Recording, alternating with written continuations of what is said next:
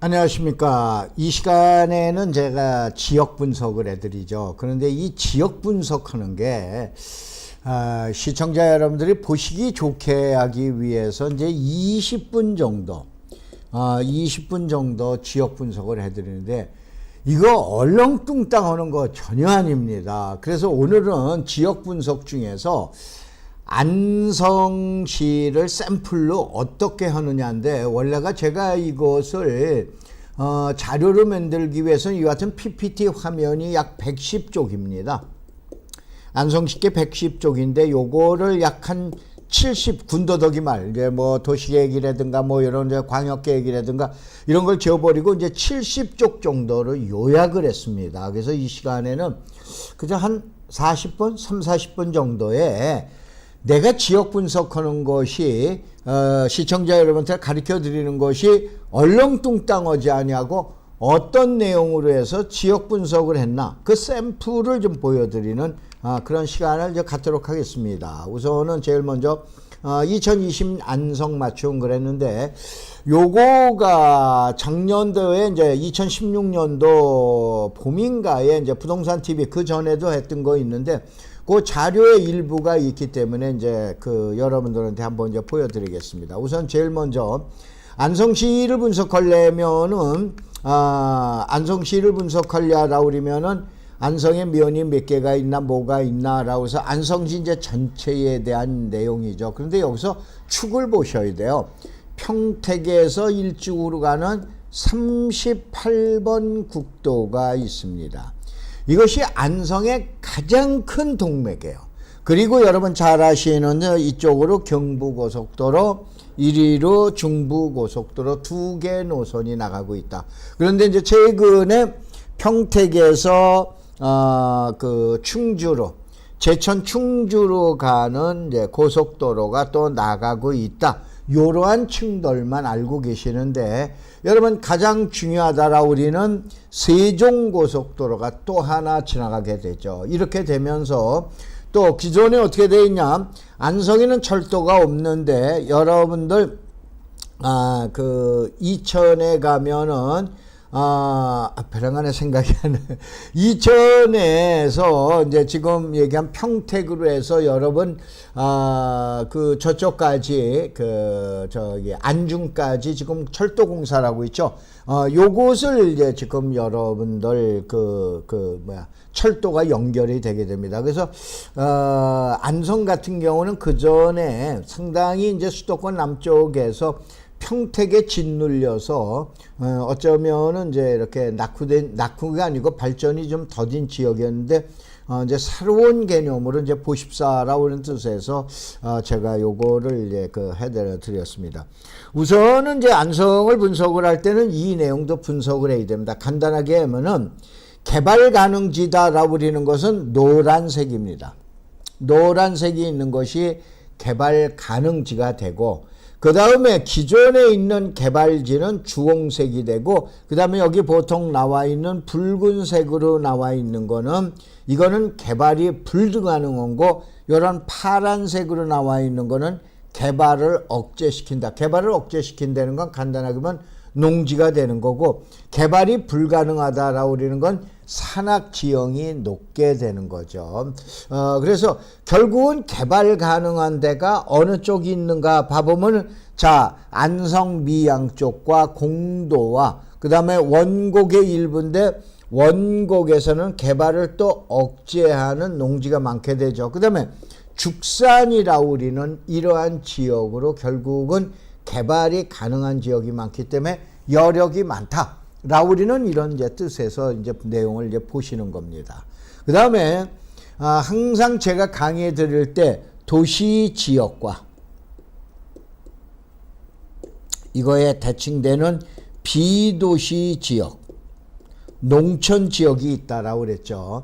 항상 검색을 할 때는 어느 쪽이 도시 지역이고 어느 쪽이 비도시 지역인가 내용을 보셔야 되는데, 시청자 여러분들이 또 아니면은 이제 부동산에 대한 또 토지에 대한 지식이 아무래도 이제 옅으신 분들한테 말씀을 드리면은 간단하게 하면은 여러분 도시계획이죠.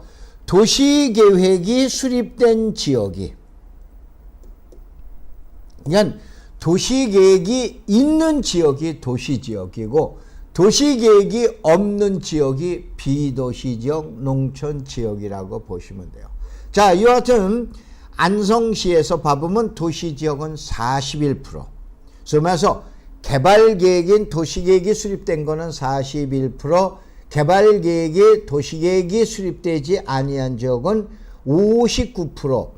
요렇게의 이제 퍼센테이지를 가지고 있다라고 하는데, 이거 같은 경우는 저희 같은 전문가들이 필요한 자료입니다. 그래서 이제 요 내용을 갖다 해놔드렸고, 자, 안성시의 이제 수도권 정비 계획이라고 또 요거까지도 검토를 해드려야 돼요. 다시 한번 이 시간에는 시청자 여러분들에게 제가 지역 분석을 이제 전국에 있는 지역, 주요한 도시나 이런 데들은 지역 분석을 다 해드릴 겁니다. 그러면은 시청자 여러분들이 그냥 제가 몇 군데 검색 하나 해가지고 여러분에게 지역 분석해 드리는데 절대 그게 아닙니다. 과학적이고 객관적이고 여러 가지 합리적인 자료를 놔놓고 그거에 의해서 분석해 준 거. 그래도 틀리는 경우가 상당히 많아. 그런데 지금 몇 개 하나 검색해 가지고 한다? 택도 없는 얘기입니다. 그래서 제 강의를 많은 분들이 이제 시청을 하시고 이제 저걸 수긍을 하시는 거 특별히 이렇게 보시면 돼요. 우리나라에 아마 비전문가보다는 전문가들이 저를 아는 확률이 더 많습니다. 왜 그러냐라고 그러면 저는 주로 이제 전문가들을 위주한 교육을 많이 시켰기 때문에 혹시 내용을 이제 처음 보시는 분은 이렇게 이해를 하세요. 수도권 정비 계획에서는 뭐냐면은 서울과 위성 도시의 이제 과밀 억제 권역이라고 그러는 게 있어요. 그 다음에 팔당 댐에 이제 수질이나 이게 이제 뭐냐면 1,200~300만 명이 먹는 물에 관련돼 있는 거기 때문에 수질을 갖다가 보존해, 상수원을 갖다 보호해야 된다라고 그러죠. 요거가 이제 지금 얘기하는 자연 보존 권역입니다. 이 자연 보존 권역 이외에 수도권에 너무 억제돼 있다. 그 다음에 자연 보존 권역은 개발을 이제 규제를 하고 있다. 그러면 개발을 갖다 유도해야 될 지역이 어딘가라고 보면 이것이 성장관리권역이에요. 그래서 수도권은 과밀억제권역, 자연보존권역, 성장관리권역 이렇게 되어 있는데 안성시에는 과밀억제권역은 서울과 위성도시를 얘기하기 때문에 이쪽 지역에서는 과밀억제권역엔 들어가지 아니합니다. 바로 뭐냐? 성장관리권역과 자연보존권역이라고 보시면 돼요. 여러분 가다가 일죽 인터체인지가 나오죠. 일죽 인터체인지의 삼죽, 죽삼 여기 지역은 지금 얘기하는 자연보존권역이고 그 다음에 나머지 지역 여기 하얀 지역 이 하얀 지역은 성장관리권역 그러면서 개발을 유도하는 개발 유도 권역이라고 보시면 되세요. 알겠죠? 과거에는 5개가 있었을 때 개발 유도 권역이라고 그러는데 지금은 성장관리 권역이라고 이렇게 이제 부르고 있습니다. 그런데 여기서 제가 파란색과 빨간색으로 해서 점선을 펴놨죠. 이와 같은 수도권 정비 계획상 성장관리 권역, 자연보존 권역, 또 과밀억제 권역이라고 그러는 거는 행정기관의 단위가 아니고 리단위라고 보시면 돼요. 또 동단위라고 보시면 돼요. 그러다 보니까 면 단위가 아니어서 죽산면의 일부는 지금 성장관리권역에 들어가고 나머지는 자연보존권역이다. 이와 같은 삼중면에서 봐보면 삼중면의 일부는 자연보존권역이고 일부는 성장관리권역이다 라고 그러는 것 때문에 혹시 가서 내용 봐보고 죽산면은 다야 삼중면은 다야 라고 그러니까 제가 요거를 소개를 갖다 이렇게 해서 점선을 펴놔 드려 놨습니다. 자 그러면은 수도권 정비 계획 말고 자 이제 전국에 대한 개발 계획이 있다라고 그랬죠. 두 번째는 또 뭐가 있냐라고 그러면은 시도 발전 종합 계획이라고 그러는 거였어요. 이것이 할아버지 계획이라고 그랬죠. 이거는 아버지 계획이야. 그럼 세 번째 안성시에 대한 도시 기본 계획인데 이거는 나다 이거예요. 나의 영향을 주는 건 아버지야. 아버지의 영향을 주는 건 할아버지입니다. 무슨 얘기냐? 할아버지의 범위 내에서 지정해 준 범위 내에서 경기도 개발 계획을 수립하는 거예요. 또 경기도 개발 계획 내에서 그 범위 내에서 안성시 도시 기본 계획을 수립하는 거예요. 그래서 제가 이 내용을 하는 거예요. 경기도 발전 종합 계획이면 이쪽은 서북 해안권이다. 여긴 동부 내륙권이다. 그러면 안성시는 뭐에 들어간다? 동남 내륙권이냐 남부 임해권이냐 해서 남부 임해권으로 들어간다 라고 그러는 거를 밝혀드리기 위해서 이거예요. 여기에 위해서 예를 들어서 여러분 잘 아시는 안성공단이라든가 뭐 또 미양산단이라든가 그 유명한 안성탕면 나오는데 저 강의하다 우스갯소리를 그리는데 이러한 것들은 바로 남부 임해권역에서 어떤 내용에 어떻게 해라라고 그래서 아버지 계획에서 하고 있다라고 그러는 걸 갖다 놓고 말씀을 드리는 겁니다. 자, 그 다음에 여기에서 보편적으로 남부 임해권역에서는 지금 안성 추계 개발이라고 그랬는데 남부 안성권역에서는 어떻게 되냐? 주변에 있는 자 이쪽으로 가면 천안이 되죠. 여기로 가면 진천이 됩니다. 여기로 가면은 또 어디가 됩니까? 저기 진천의 음성 쪽이 됩니다. 여 위로 가면은 이천 쪽이 되죠. 이쪽으로 가면 용인 쪽이 됩니다. 용인 쪽이 되고 이쪽으로 가면 평택이다 이런 얘기예요. 그러면 나 혼자 잘할 수는 없잖아요.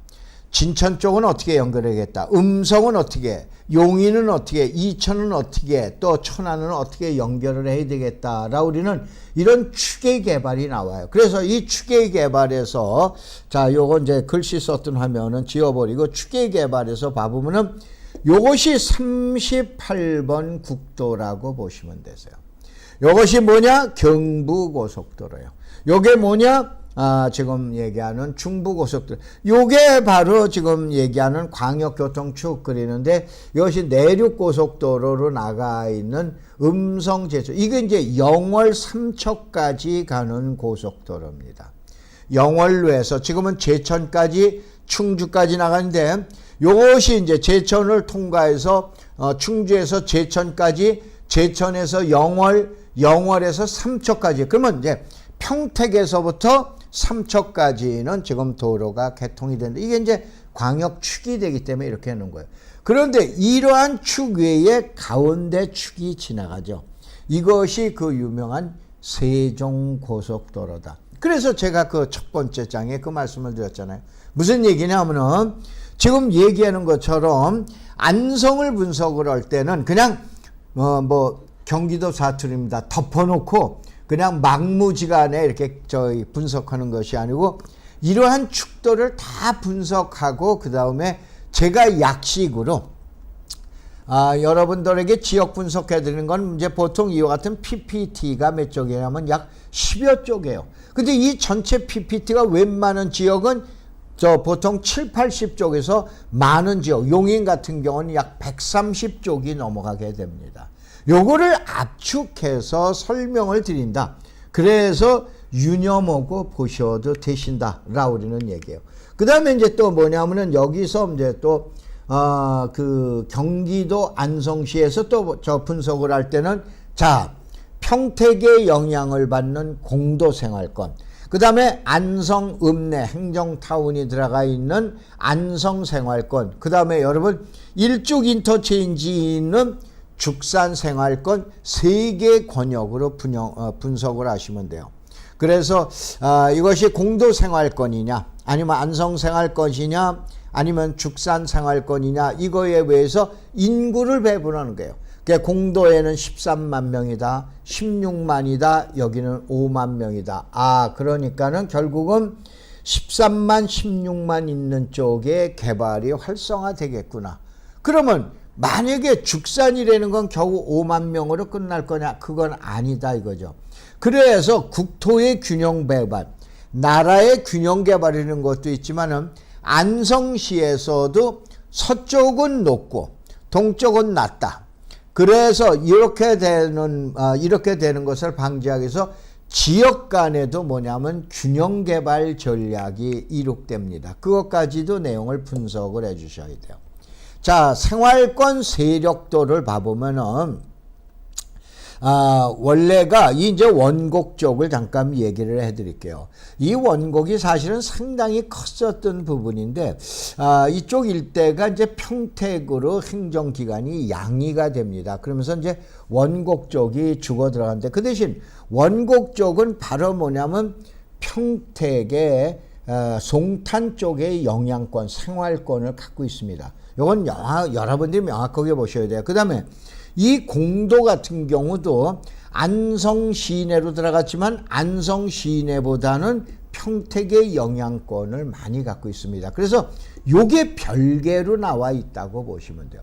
그 대신 그 유명한 양성, 특별히 고삼, 보계 이런 지역들은 지금 상부 생활권인데 요 지역권은 아래쪽으로 선다고 보시고 되고 그 다음에 이 아래쪽에 있는 그 내용은 보편적으로 미양생활권이다 라고 이렇게 분석해 주시면 됩니다. 그 다음에 여기는 죽산생활권이다 라고 이렇게 보시면 돼요. 그러면 여기에서 가장 낙후된 지역 중에 하나가 고3 일대요. 보계면 일대다 이거예요.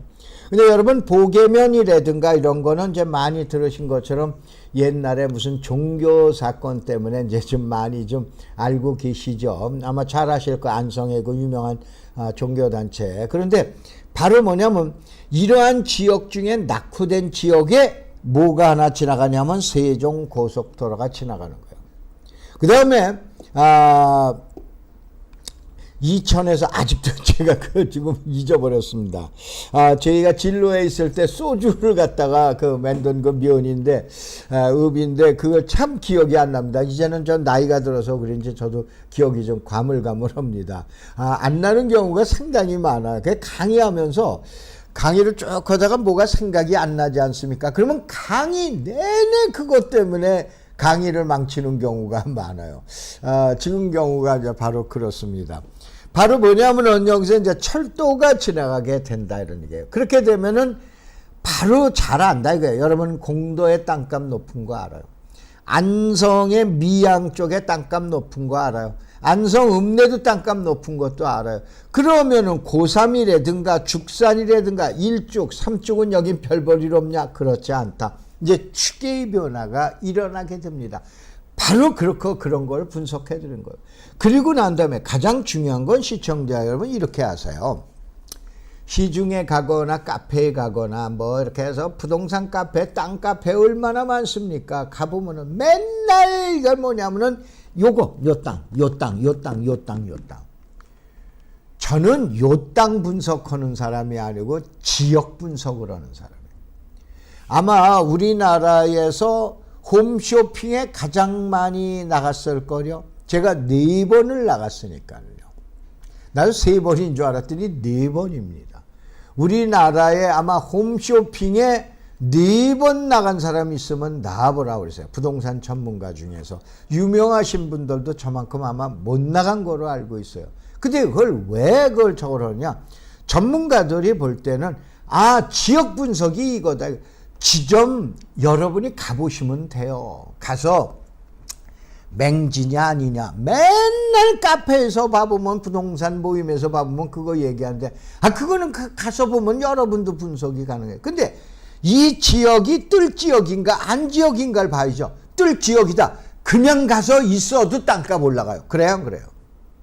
근데 지점 분석이라는 건 개발이라는 게 전제되는 거예요. 다시 한번 요 지점에 있는 땅값은 어떻게 되냐? 결국은 개발이라는 개발 가치를 올려놔야 돼. 거기에다가는 어떻게 됩니까? 인위적으로 올려놔야 되잖아.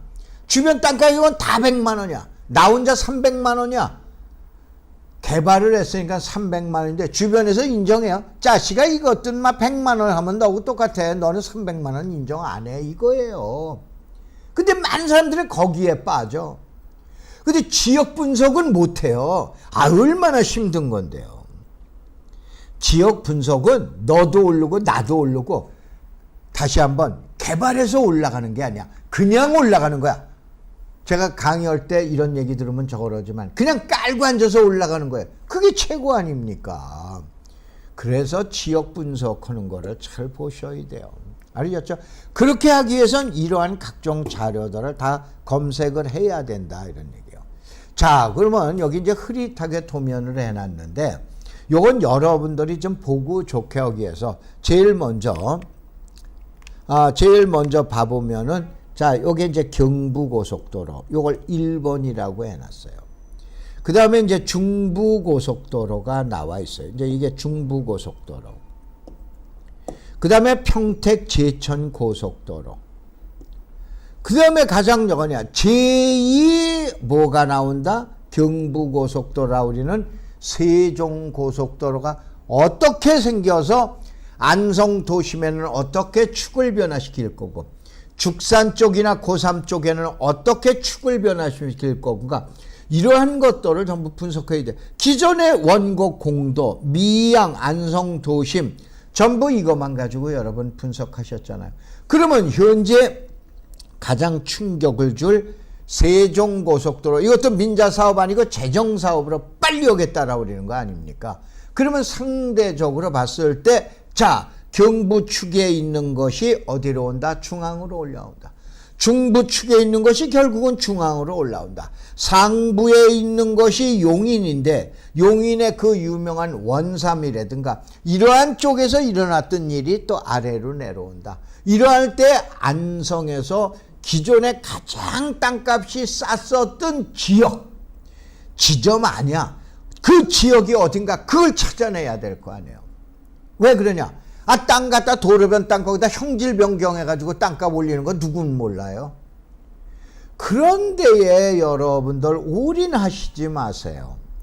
가장 어려운 것이 자 지목 변경, 그 다음에 형질 변경, 그 다음에 용도 변경이라. 이 공인중개사분들 지목 변경, 용도 변경, 형질 변경 아주 달달 왜 가지고 오시잖아요. 지목 변경과 형질 변경은 지난번에 내가 8.2 대책에서 뭐라고 그랬어요? 소득이 올라가고 수요 공급에 의해서 자연적으로 집값이 올라가야 돼. 또 자연적으로 집값이 정지가 돼야 돼. 그런데 이게 어느 날 갑자기 정책에 의해서 집값을 올려놓고 집값을 억제. 이건 인위적인 거 아니에요. 인위적인 게 어떻게 오래가. 그것처럼 지점 분석이라고 그러는 거는 지점 분석이라고 그러는 건 가가지고 현황 보면 다 나와 있어요. 제일 중요한 건 지점 분석이 아니고 지역 분석이다 이런 얘기예요. 그렇잖아요. 그 지역을 놔두면은 그냥 지점은 내 지점을 올려놓기 위해서 다른 데는 다 똑같아. 나만 올라가. 그럼 나만 올라간다고 옆에서 인정해줘요? 안 해. 시장에서는. 내 땅 가치를 올리는 방법 말도 안 되는 얘기하지 마세요. 전문가들 맨날 그 얘기하잖아. 왜 그러냐? 자, 내 땅 가치를 올리는 건 내 땅에 대한 하나의 땅의 가치를 올려놓는 거야. 요거는 웬만해 가지고 내용으로 다 나와 있어. 근데 진짜 땅을 보기 싫은 게 뭐되냐? 야, 그 동네가 아주 땅값 폭등을 했대. 아니, 그 땅 폭등했대. 그 동네가 폭등했대. 동네 폭등한 걸 찾아야 될 거 아니에요. 그게 용도 변경이라고 그러는 거예요. 용도 변경 강의가 가장 어렵습니다. 제가 대학에서 강의하는 게 이 과목 아닙니까? 지금 현재. 토지개발론 이거 해. 그 다음에 뭐냐? 자, 국토정책론. 이 용도 변경 아니에요. 어느 지역이 뭐에 의해서 바뀔 건가? 요거를 갖다가 놓고 얘기한다 이거예요. 그래서 시청자 여러분들이 이런 내용에서 이제 지금 얘기하는 내용을 갖다가 검토를 하셔야 돼. 이런 게 습관이 돼 있어요. 그룹에 있을 때 부동산 업무를 하면서. 그래서 제가 이걸 분석. 자, 여기서 봐봐요. 경부고속도로 축, 중부고속도로 축, 그 다음에 이제 평택 제천 축, 그 다음에 가장 중요한 이 축이다 이거예요. 이거에 의해서 어디가 뜰 건가? 그렇잖아요. 여러분 돈 들이고 고생하고 그래서 땅값 올려놓고 싶어서요. 그냥 가만히 앉아 있는데도 땅값 올리고 싶으세요. 이게 지역 분석이라고 그러는 거예요. 그래서 이렇게 놓고 이제 한번 보는데 가장 중요한 건 여기서 38번 국도. 소위 말해서 38번 국도와 57번 국도를 또 잘 보셔야 되세요. 아셨어요? 요것이 그동안에 낙후되어 있었던 지역이야. 특별히 57번 국도인 경우는 더했습니다. 그런데 이제 여기서 이제 바로 나오고, 그 다음에 원곡에서 고3으로 가는 45번 국도도 있어요. 45번 국도, 여러분들 저 원곡 쪽이나 이런 데 가면 땅값 장난 아닙니다. 그 위에 가면은 남사 이동, 소위 말해서 용인시가 되기 때문에 땅값 굉장히 비쌉니다. 자, 그쪽으로 가보면 산골짜기니까 그냥 여러분들 가다 음식점이나 찾아가고 창고나 찾아가가지고 이렇게 보실 텐데 전혀 그렇지 않음을 여러분들이 잘 보셔야 되십니다. 자, 요런 거에 의해서 나와 있고, 그 다음에 또 한번 보자 이거요. 2030년 안성도시기본계획 보셔야 돼요. 자, 2015년 9월 현재 요거는 자료가 요때 자료가 있는데, 물론 이제 더 이상 자료도 있어요. 20만 명 자료에서 어떻게 되느냐, 인구가 10만 명을 갖다가 더 몰려올 거를 목적으로 해서 2030년 안성도시기본계획을 만들어 놨어요. 그래서 이런 거는 제가 그러죠. 강의할 때 카메라 준비하셨다가 찍으세요. 이걸 다 보여드릴 수는 없으니까는. 다만 이런 것까지 다 검토를 한다.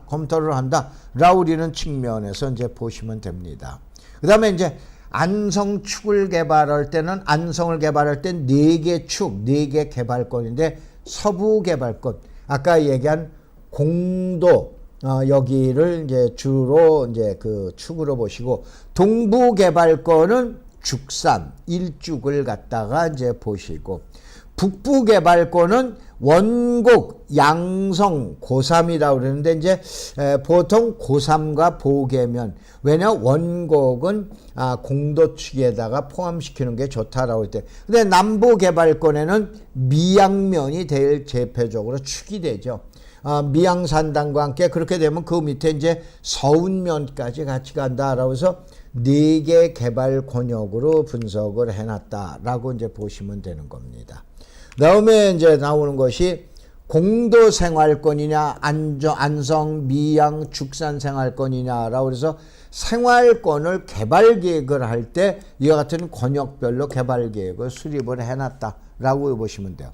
자, 31만 명으로 개발하고 그래서 한다라고 해놨을 때는 시가와 예종용지와 시가와 용지를 설명을 드릴게요. 시가와 예종용지는 앞으로 주거지역, 상업지역, 공업지역이 되는 지역이에요. 시가와 용지는 이미 주거지역, 상업지역, 공업지역으로 쓰는 지역이 지금 얘기하는 시가와 예정용지라고 보시면 되십니다. 이렇게 해서 시청자 여러분에게 1강에서는 여기서 잠깐 맞춰 놔놓고 요 내용도 같이 찍어 놔주세요. 요거를 다시 한번 이 시간에는 시청자 여러분에게 제가 축을 분석해 드릴 때 이와 같은 내용을 전부 검토해서 분석하기 때문에, 특별히 여기 공인중개사분이나 중개업을 하시거나 컨설팅을 하시거나 개발하시는 분들은 이 내용이 상당히 중요하기 때문에 내용은 여러분이 카메라로 찍어 놓으시기 바랍니다. 이 이제 관리용지 신설인데 시간이 가더라도 이걸 설명을 드려야죠. 이거를 관리지역과 그 다음에 관리계획과 관리용지, 지역, 계획, 용지 똑같은 말인데 이거 구분하시는 공인중개사님도 별로 없을 겁니다. 정확하게 얘기해 드릴게요. 관리지역은 국토계획법상 용도지역 중에 하나예요. 여러분 잘 아시는 도시지역에서 주거, 상업, 공업, 녹지지역, 관리지역, 농림지역, 자연환경 보존지역이다라고 우리는 용도지역 중에 하나예요. 관리계획은 뭐라고 그랬어요? 지난번 시간에 얘기해 드렸죠. 미래계획을 기본계획이라고 그런다고 그랬죠. 현재 집행하는 계획이 집행계획이 관리계획 아니에요. 이 관리계획에 결정된 것이 토지이용계획 확인서에 나온다고 했죠. 그럼 관리용지라는 건 뭐냐? 비도시 지역에. 잠깐 아까 얘기 드렸죠. 도시계획이 있는 지역이 도시지역, 도시계획이 없는 지역이 비도시 지역이라고 했죠. 비도시 지역의 주거, 상업, 공업 용도로 사용하는 땅이 관리용지라고 보시면 돼요. 다시 한번, 도시계획이 없죠. 그 도시계획이 없는데 주거, 상업, 공업을 어떻게 할 거예요? 관리용지에서 배분을 합니다. 알으셨죠? 이해되시죠? 이렇게 해서 보시기 바랍니다. 그래서 이것도 사진을 한번 찍어 놓으세요. 이것도 한번 사진 찍어 놓으시고,